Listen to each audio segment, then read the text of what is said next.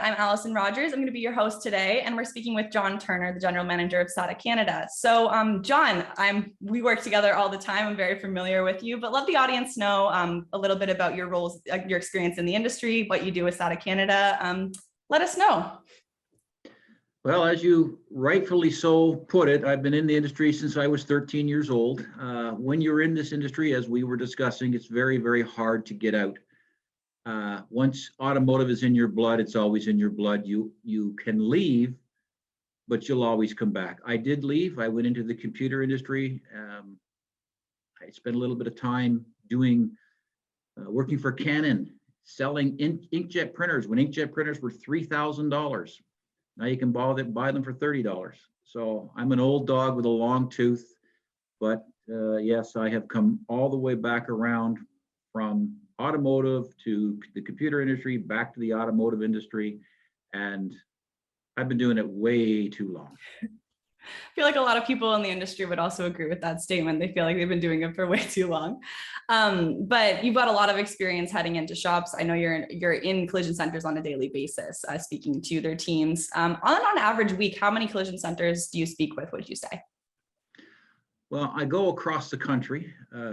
I'll be in Quebec for CCIF. I'm at St. John's, New Brunswick, out there for some meetings. I'll be in BC for the ARA. So I go coast to coast now that COVID's over. And I'm into 2 or 3 or 4 shops, depending on the day, on a continuous basis. So I get to see what I will call a grade A shop. And I get to see people who are painting cars in barns still and have no idea what they're doing. So I get a glimpse of everything that we have across this country. Mm-hmm. Absolutely. Yeah, sounds like it, painting in barns still. So when you visit collision centers, and clearly you visit a lot, when you work one-on-one with painters or you're talking to business owners, what are some of the most common mistakes or blunders that you witness in terms of automotive finishing and the tools used? Well, if we talk about the tool itself, most people don't understand the technology, the advancement in technology that we have in paint. And with that advancement in technology comes the application tool, the gun. Mm-hmm. We have people that are using guns that are 20, 30 years old still, and their comment is, it works fine for me. But if you were to step into today's technology and today's tools, what you would find is that would work even better for you. So that's probably the simplest and easiest mistake that I see is people not keeping up with the technology in the tool for the paint that they're using. Probably the number one issue that I see, and back this up a little bit. Most of the time when I'm in a shop, if I get a call to come and see somebody, I'm getting a call, I'm being asked for help. They've talked to who's ever distributing the paint, selling them the paint. They haven't been able to come up with an answer. They've talked with other people within the industry and just haven't come up with an answer. And then our guys, we get a call. And probably the number one mistake that we see in the industry is people do not read, nor do they follow the technical data sheet. They just seem to think that I don't need to do that. They try and be their own chemists. Mm-hmm. And to quickly give you an example, I was in a shop 3 weeks ago, and the complaint was orange peel and lack of gloss with the finish. And when I said, what air pressure are you supposed to spray this at? And the comment that came back was, well, I always spray it at 30 PSI. And I said, well, how do you know it's 30 PSI? You don't have anything on your gun to give you an indication of what your pressure is. Well, I can hear it. No, you can't hear it. You might think you can hear it, but you can't hear it. You cannot distinguish between 28 PSI and 27 PSI. Nobody can. So then my next question was, what does the technical data sheet say you should be spraying this at? And what are the mixing ratios? Well, I always mix it 1 to 2. So this person was mixing a paint, 1 part paint to 2 parts reducer, and the technical data sheet says 1 to 1. Well, when we took everything back to the technical data sheet and we sprayed it out of a new gun, it came out perfect. But the person that I was speaking with was still unhappy because they said, well, it's because you have a new gun. And I said, no, it's because I used a new gun and I followed the technical data sheet to the T, and this is what we will get. I can do this with your old gun, but the problem is I can teach anybody my bad habits. I have lots of them. But the easiest way to fix your problems is to start with all paint manufacturers, start with the technical data sheet. If you've done everything that they've said, then the chances of you having the quality paint job that you're looking for, repaint, is going to be very, very high, in the 90% range. There are other things that will play within this. You will end up with dust and dirt, and that's a different issue. That's not the paint, that's not the gun.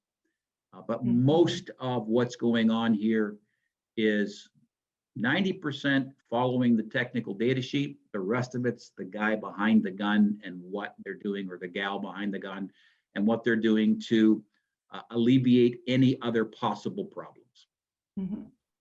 Got a poll on the screen here right now asking these attendees here how often they read technical data sheets. Now, John and I were talking.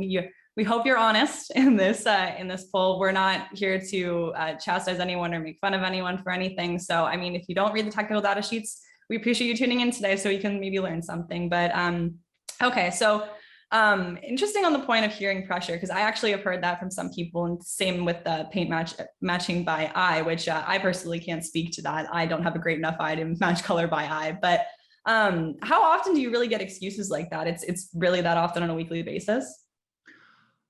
I would say that on average, it's probably 60% of the people that I run into that have the problems have not read a technical data sheet, do not use their gun properly, and do not follow the procedures of what will give you a good paint job from the gun out.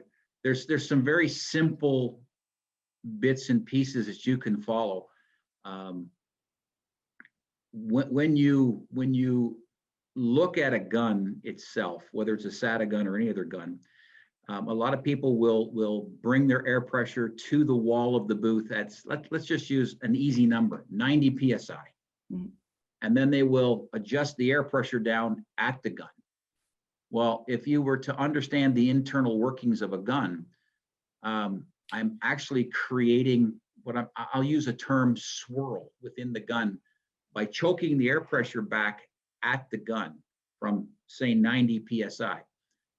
In theory, what I would want to do is set the wall pressure at, say, 38 to 40 psi, and then bring my gun down from that to where I want to be.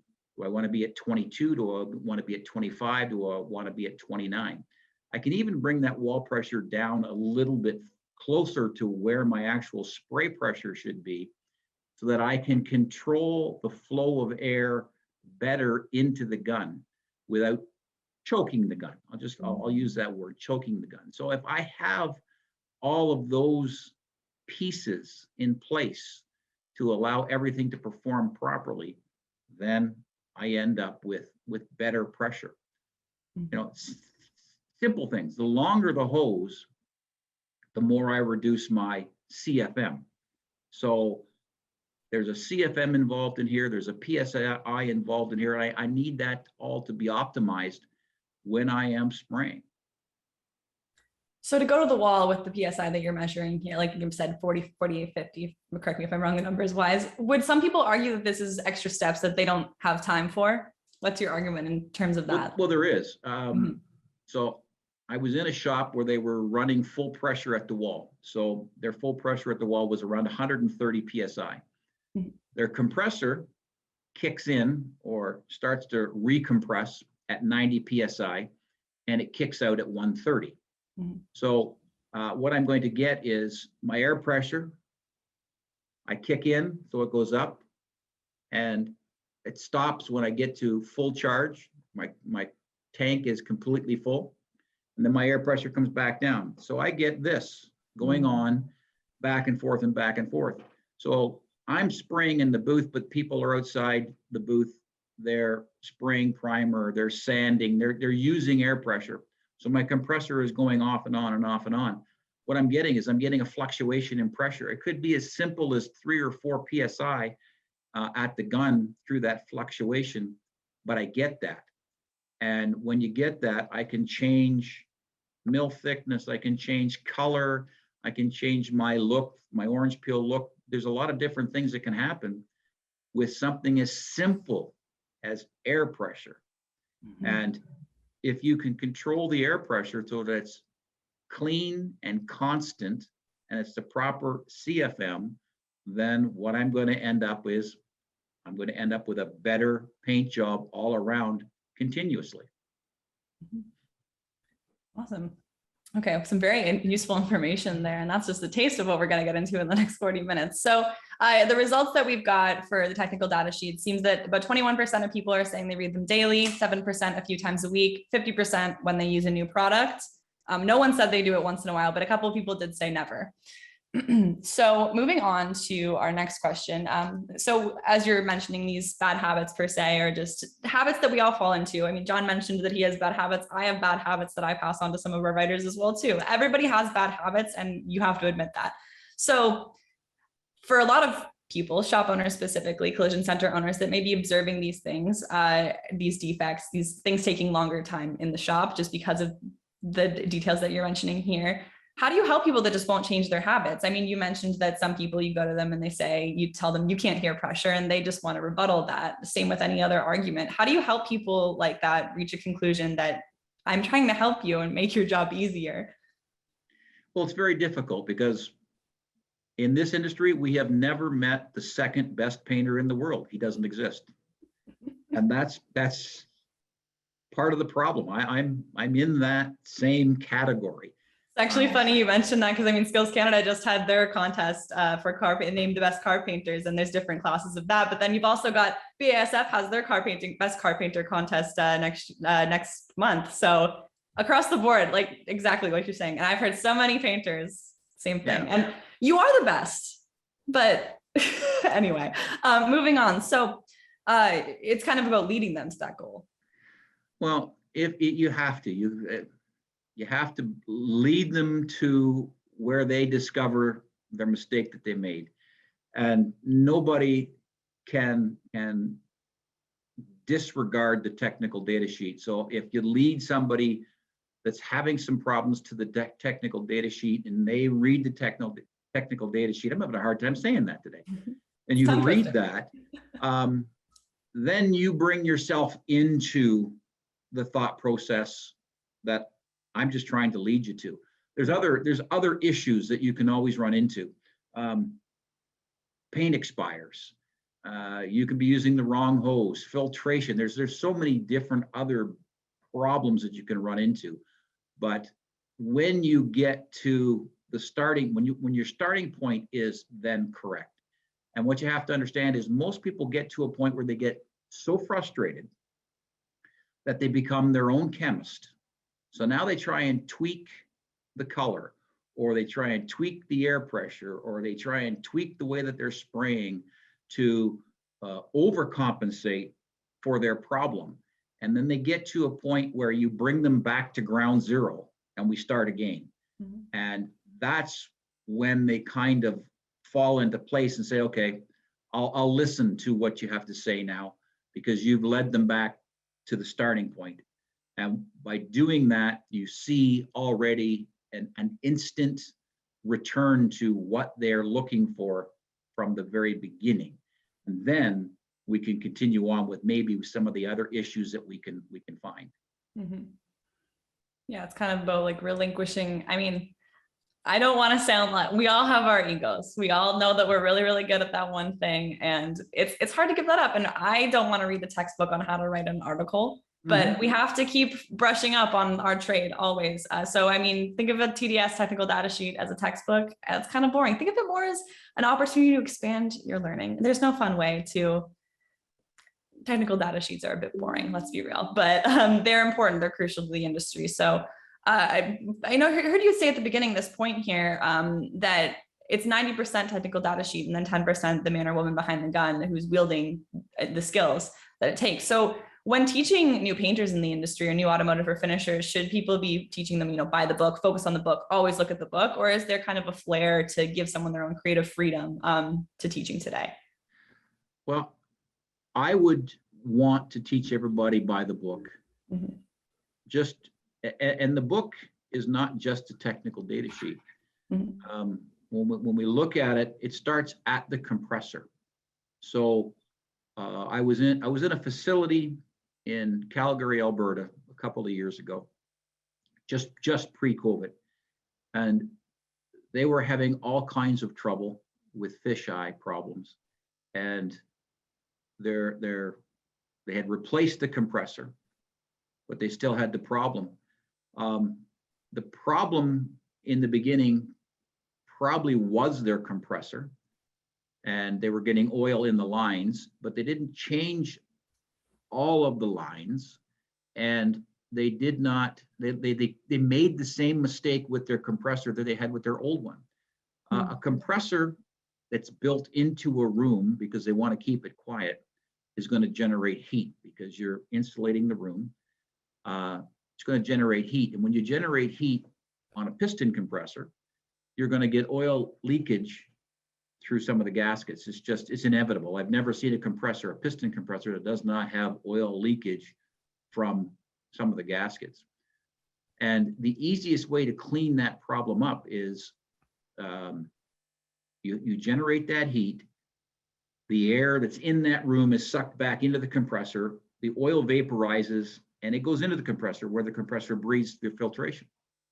Not all your filtration is going to take all of that oil out when you get to such a saturation point and or oil that's vaporized. But a compressor needs to breathe clean outside air. And if you take your compressor out the wall, the air intake, you take it out the wall, you go up to your roof line, and then you gooseneck it down with a filter on it.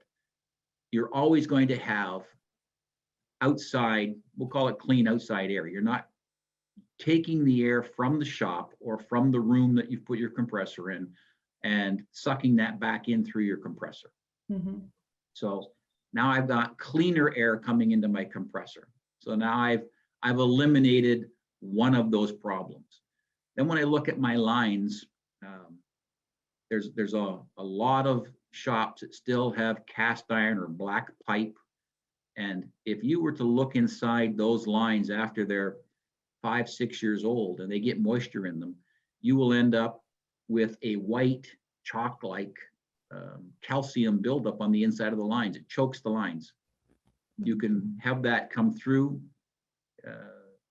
into your paint in some instances. It's rare, but what its biggest problem is you're choking off the system, so your CFM falls down. Mm-hmm. Then you get into the actual hose inside the booth. There is a specific hose for breathing. The reason for the hose is it doesn't break down. The silicones that are in the rubbers don't end up leaching into the air that you're breathing. They use that hose for scuba diving, scuba tanks, and there's a reason for it. Mm-hmm. But if you think about that hose that you're breathing off of, isn't that the same hose you should be spraying with? Because you're past your filtration. Mm-hmm. So now you want the cleanest possible air past your filtration that's going to your gun. That hose that's made for breathing is also that hose that's going to give you the cleanest possible air to your gun to allow you to eliminate a lot of little problems. I have a very simple, I was in a facility that makes the Ford Mustang GT supercar. They were getting little specks of what looked like gold in their paint. They had the paint manufacturer in there, and they had different people come in. We got a call. I went in, and I just happened to look down at the hose and the style of hose that they were using. And I said, I think your problem might be the hose. And he said, it's new. And we gave them one of our hoses. The problem went away. In the 6 booths that they have, when they changed all 6 hoses, in all booths, it went away. So you can buy hoses cheap, but the expense that you're going, the cost of doing a redo of polishing or other different problems that you have far exceeds the cost of a hose. You know, a hose could be $80, $60, $80, $100, and you should change your hose in your booth once a year minimum, because when you bake it, when you drive over it, it eventually breaks down. Mm-hmm. So a hose is a terribly forgotten piece that's critical to all of this, and it's like a technical data sheet. It's a very inexpensive way to solve problems if you are thinking. So how much of, I mean, gold on the paint job, not the worst problem to have. I mean, when the customer is looking for a clean job, sure, but gold, but yeah, how much of this focuses on the, sorry, let me restart that. How much of this is responsibility of the painter versus the responsibility of the shop owner? Because I feel like sometimes, depending on your facility, it might be passed off. Well, you're the painter, you should know this. Well, I think it boils down to both of them. I think what you'll find is a painter may come to the shop owner and say, I need a new hose. And the shop owner looks at this hose and says, well, I'm not buying a $100 hose. I'm going to get you a $30 or a $40 hose.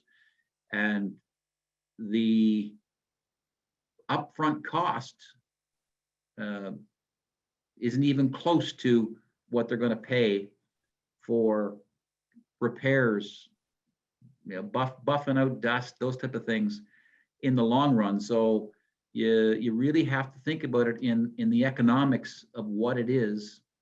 And it's both of them. The painter has to tell the shop owner, I need this. Yes, of course. And the painter has to tell the shop owner, the reason I need this is because of this. Mm-hmm. I can save you dollars and cents by having the proper equipment.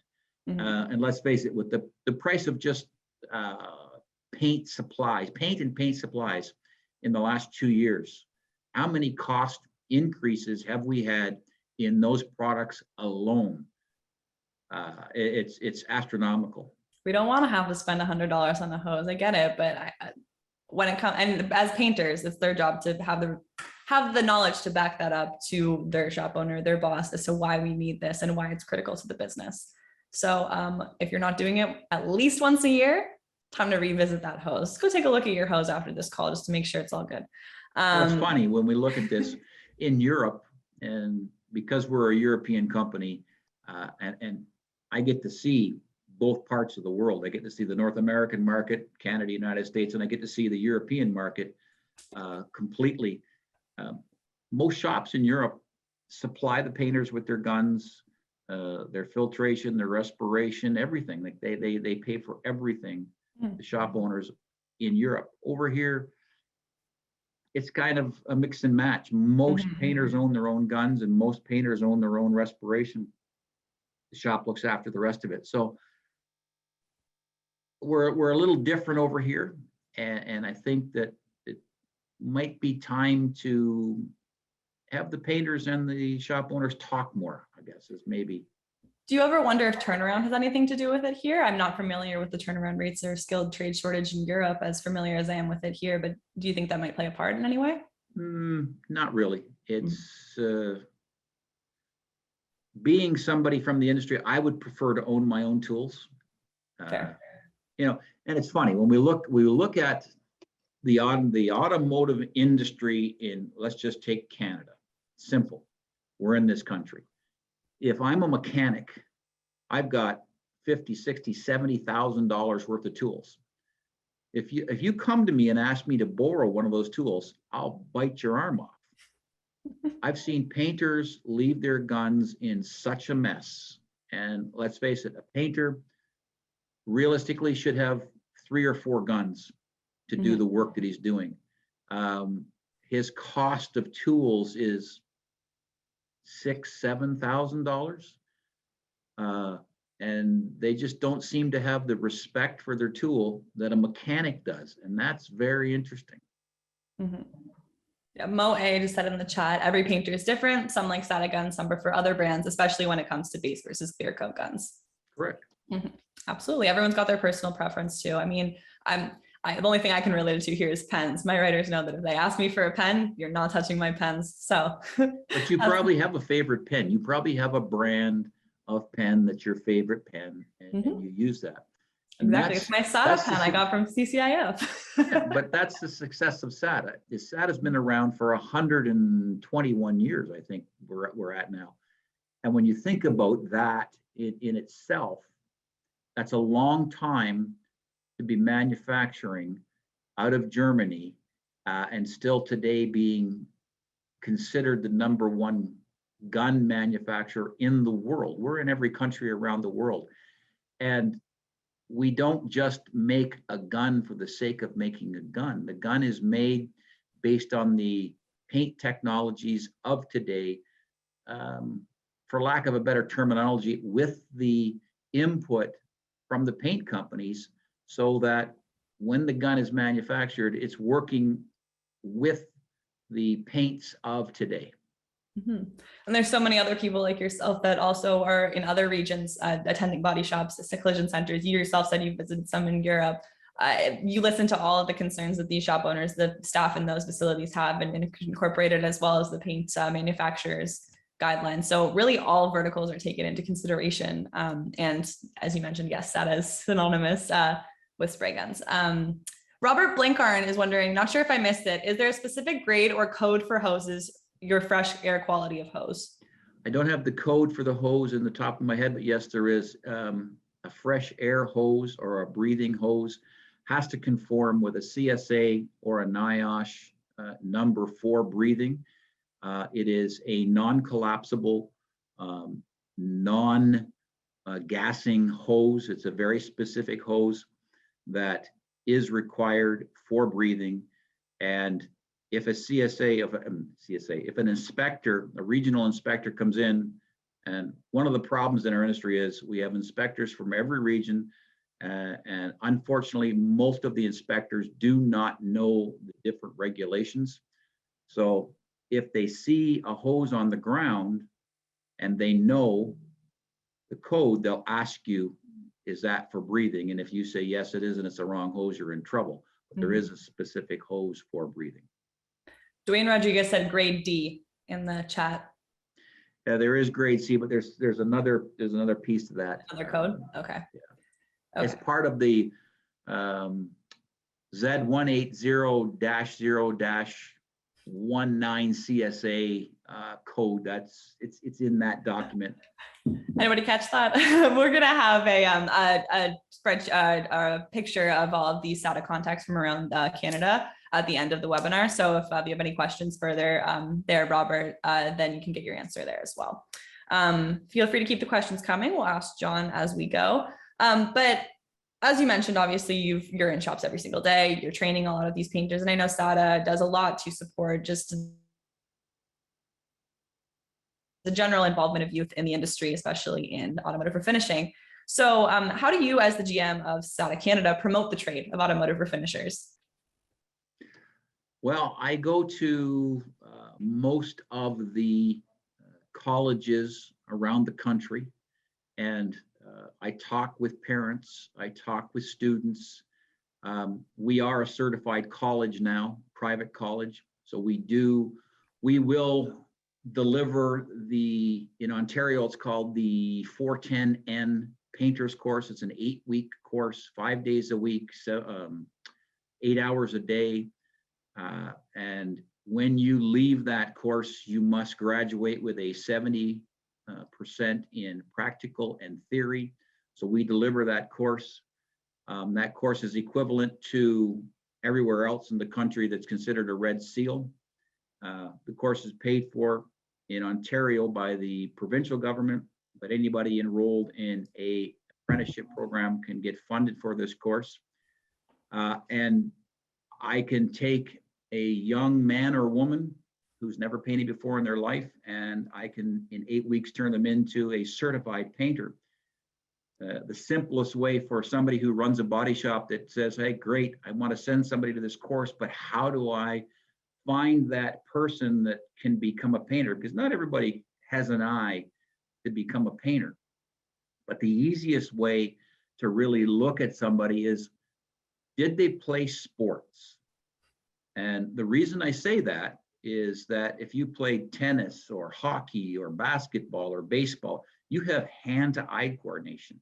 And if you have hand-to-eye coordination, then I can teach you the fundamentals of being a painter. I can now give you the skills with that hand-eye coordination. And that's a very simple first rule to find out if we can make you a painter or not.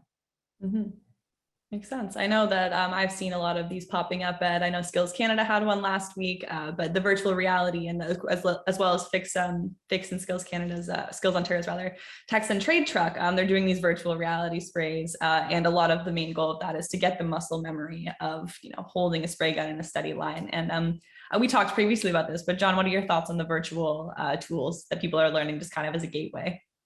I've used them, and at the last skills that I was at, where Leanne Jeffries was, she had one of those, and I spent the time playing with young people who were coming through, and I was getting people who could get her machine. I just forget the number. I think it went to 1,000. Mm-hmm. And I had a couple of people that were spraying on this machine or playing on this machine, we'll call it. And they were getting scores of 100, 300, 400. And I said to them, okay, let's do this. We did a couple of things, and I was getting them scores of 700, 800, 900. This is playing with people for 20 minutes, half an hour. So, as I said, the simplicity of it is, if you have the hand-to-eye coordination, the rest of it's easy to do, to teach. So I'm a fan of it, but I'm not a fan of it because there's more to it than just virtual. It's a game. Let's face it. It's a video game. And I'm not gonna. How do you put this? When I'm trying to teach somebody how to paint, I'm not going to teach you the act of war on an Atari 64. That's really how I would compare the two. So. Yeah, for sure. It's definitely like they had one at CCIF in 2020, sorry, if everyone recalls, immediately before the pandemic in January. I think CarStar had one at their booth. And everyone was over by it. But I do wonder how much they actually do promote youth involvement, or if it's just a cool game to play. That's the way I look at it. It's a game. Yeah, I was curious to hear your thoughts. Okay, so awesome to hear about the training course. I know if anyone's looking to learn more about Sata status as a college, there's lots of information online through Training Directory from Collision Repair Mag. We've done some articles with them. And it's Moe is asking, John, that 410 paint course, is that the one that Centennial College offers? No, Sata is the only one offering it right now. Centennial College only does the 310B, which is a 3-year course for a auto body technician. Ours is specific to a painter. Mm-hmm. So you will come out of that as I'll call it a painter prepper. You will learn everything from the compressor through to what the customer would expect when the car is painted when it comes out the other end. Mm-hmm. He's wondering if there's a link for it as well. He can reach out to your team to learn more details about that, correct? Right now, we don't have a link to it. Gillette is my girl here. She's the one that looks after it. If you were to call Mo 905-660-1101 and ask for Gillette, she could send you all the information that you would need to get on the course. I do have a pamphlet that I can send out to for that, which explains it. All right, sure. So Mo and anyone else that's interested, feel free. I can send you all the information for Gillette, or we're also going to have, like I said, a sheet of everything with the numbers and whatnot, and Gillette can get you sorted out there. Dwayne is wondering 310B is all, yeah, sorry, just clarifying things here. 310B is all encompassing, like John mentioned, 3-year course, has everything body and refinish in there. And then 410N, strictly refinishing. Yeah, and the 310B you get, you might get maybe 2 weeks of painting.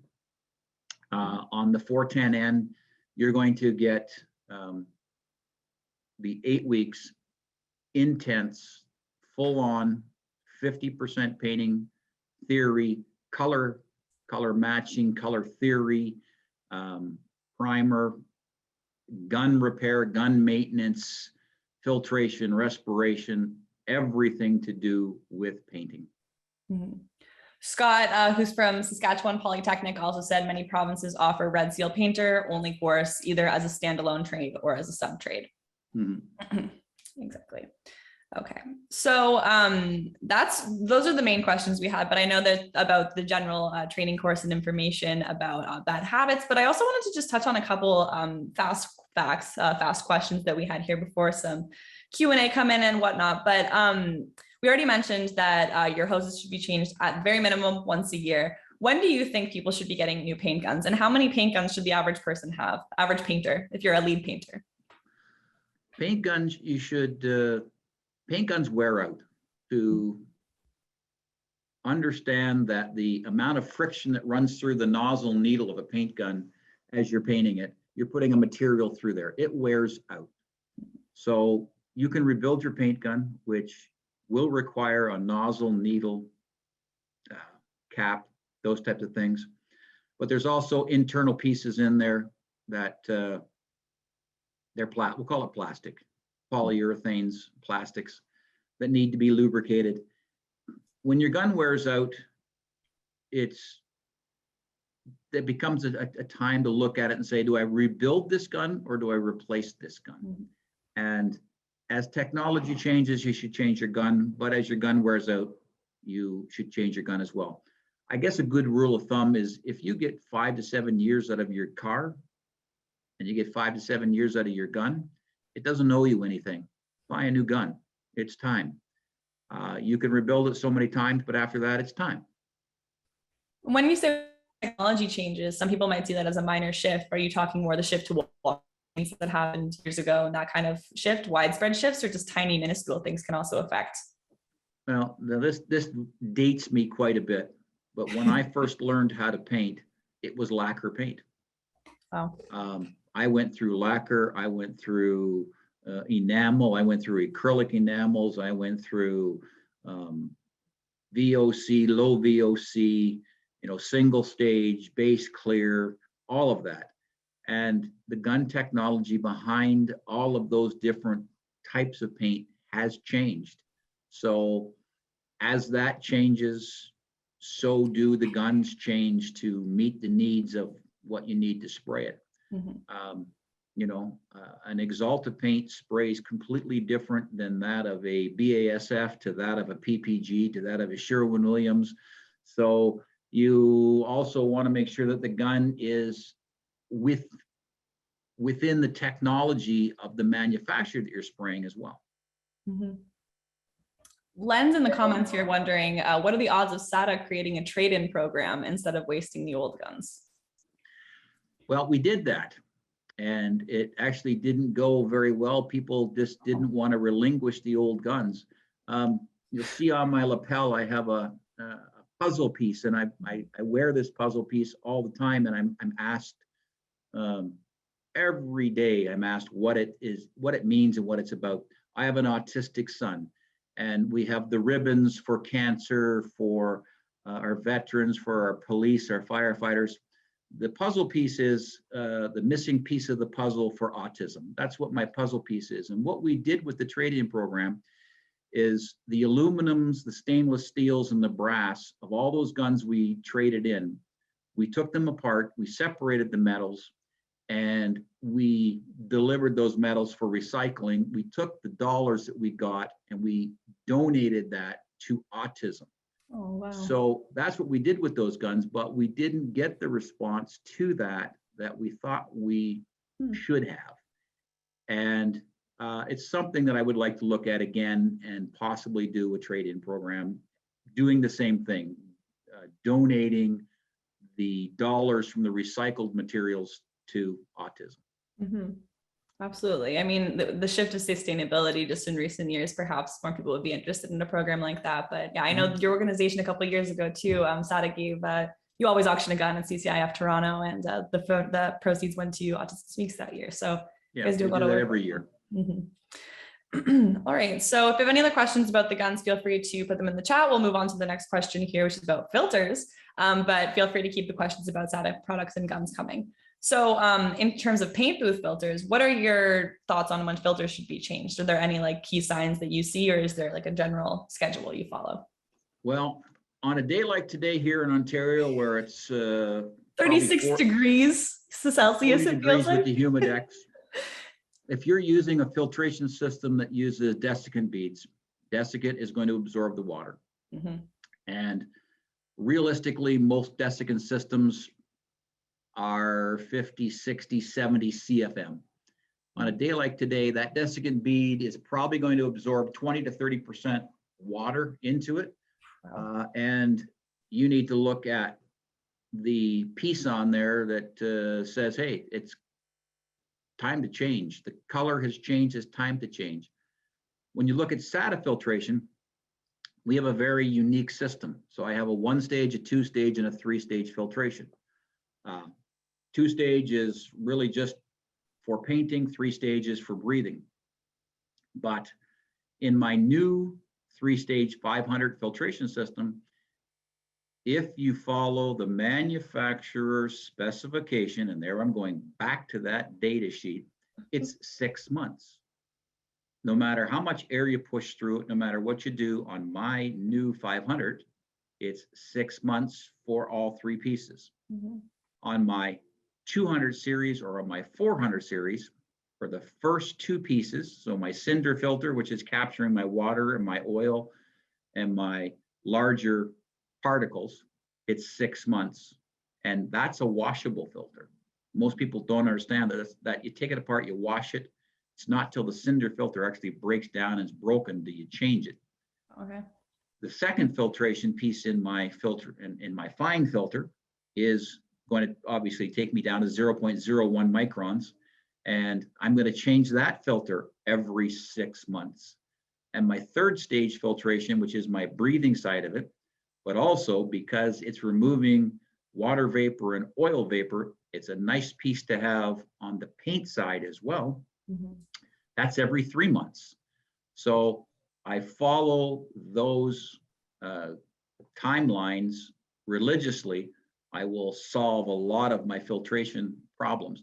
Every other filtration system that's out there, I can only say, follow the manufacturer's recommendations. They built it, they know best. Mm-hmm. Exactly. I know when we were prepping for, we're chatting earlier, something you mentioned was that, I mean, these people have spent millions of dollars investing research into this product, and you got people that are acting like their own chemist, adding stuff in it to try and change the color of the formulation. I mean, follow their recommendations. They're not just winging this. We haven't been doing this for 100+ years by, as you said, winging it. By the seam of your pants. Yeah, it's not just, we know this industry is not one you can just fly into. We need to understand it. So that's the question last question I had on product wise and changing stuff. But if any other questions in the chat, feel free to keep coming. We're going to wrap things up here in a minute, but just wanted to, I'll put the contacts on the screen for everyone that is looking to get some information from Sata. Whoops, sorry, just give me 1 second here, technical difficulties, but I just wanted to get some further information about the training course. I know when we talked previously, sometimes some of the excuses you hear from across the board with training for some reason is, I can't send my painter, he's got work to do, they've got work to do, I can't send them. So John, what's your response to something like that people say to you when they're like, oh, I can't send them? Well, the things that we've read here are that the industry itself the average age of a painter is 55 years old. Mhm. We need new blood. So if you've got somebody sweeping the floor and you think they might become a good painter, how can you not afford to send them to an 8-week class? Let's think about that for a minute. It's 8 weeks. It's intense. If you handle this properly, the only cost you will have is their room and board if they're coming from outside of the Ontario or Greater Toronto area. We have great accommodations here, so it's the expense of it's not that great. How can you not send somebody to a course for 8 weeks to allow them to become a very skilled painter when we need painters? It's not that there's an abundance of painters out there and you know what, it's not a problem, I don't need a painter. I'm asked on a daily basis, do I know anybody who's looking for a job as a painter? And painters seem to go from shop to shop to shop. They have a cycle. They go through about 5 or 6 shops. They come back to the one they were at. And it's just an absolute need that we have. We can deliver that need. And I guess it's no secret, Rob Hill is was the former trainer at PPG. He is my trainer for this course. And I think we can deliver probably the best training course to give somebody a truly good painter within the industry. I don't believe there's anybody that can do what we can do on a hands-on side of this to give somebody a truly qualified painter at the end of that 8-week course. Mm-hmm. Sounds incredible. Well, I mean, I don't know why anyone, as you mentioned, someone sweeping the floor that's expressed an interest in painting, it's not going to be a crazy investment to you. It's going to reap rewards in the long run. So here's another way that, Allison, that they could look at this, that a shop could look at this. You could apply, put an application out, and if people apply for a job as a painter, but you're going to train them to be a painter, and you send me 3, and at the end of it, you tell me, okay, I want to know which one's the best painter out of the 3. You invest in these 3 people. You hire 1 or 2 of them. The other one's going to get a job. There's not going to be a problem for the third one to get a job. And what you've done is you've assisted the industry, but you've also assisted a young person in furthering a career. Mm-hmm. And I'm going to make this very quick. I was in New Brunswick 2.5 years ago, and I was speaking with 3 ladies who their 3 daughters wanted to be painters. And this one lady said to me, she said, there's no way my daughter is going to work in a body shop. And I said to her, why not? She said, it's bikers, it's tattoos, it's drugs, it's sex, it's just a terrible thing. And how dangerous is it? And I said, well, that's maybe 1950, but that's not the way it is anymore. And I said, it's not dangerous. I said, I would like to take you 3 ladies into the paint booth here and let's do a little bit of playing with some paint and with some guns. And they looked at me and they said, you're in a suit. I said, yeah. I said, that's just how clean this industry really is. Mm-hmm. We went into the booth, we put on paint suits, we put on the breathable air system, the Sata system. We went in there, we played, sprayed some things. I showed these, they had a great time. The one that was the most negative of all of this, when she came out, I said to her, I said, now, what did you think your daughter was going to do if she went to college? Well, she can be a dental secretary, or she can be a secretary, or she gave me a bunch of different ones. And I said, how much is she going to make in her first year coming out of a program like you've described? She said, she'll make 30, 40, maybe $50,000. I said, a good painter can make $100,000. Good painter. And it's such a shame we've lost sight of that. But the lady that was the most trouble, she says, I had a great time in there. I can't believe you did that in a suit. And she says, I'm going to tell my daughter she should be a painter. Now, I don't know what happened. I would really like to find these 3 ladies and find out what happened, if their daughters did go in and become painters. But that's the problem that we have in this industry that needs to be corrected. Yeah, absolutely. I mean, you see that all the time. I mean, when I tell people randomly in passing that I work for a collision repair magazine, you hear people, what? That industry? It's so people don't understand. And then whenever you show them facilities, like if anyone's seen the new FAF in Ontario, or there's so many beautiful shops out in BC and on the East Coast, everywhere in Canada, that you would look at them from outside and be like, that's a body shop. So, I mean, we know this. Everyone in the audience knows this. We don't need to keep repeating it. But if anyone has any other further questions, feel free to let us know. Otherwise, we're going to call it a day here. Thank you so much, John, for your thoughtful conversation this last hour or so. Lots to think about. I certainly learned a lot about replacing products and parts and just the general stuff about general operations of being a painter. So thank you so much for sharing your expertise. You're very welcome. It was my pleasure.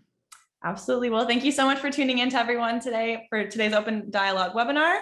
Thank you, Mo. Hopefully we can see John again. Hopefully we'll have him on another session sometime soon. Be happy to. Until next time, everyone, I'm Allison Rogers, and we'll see you next time. Bye.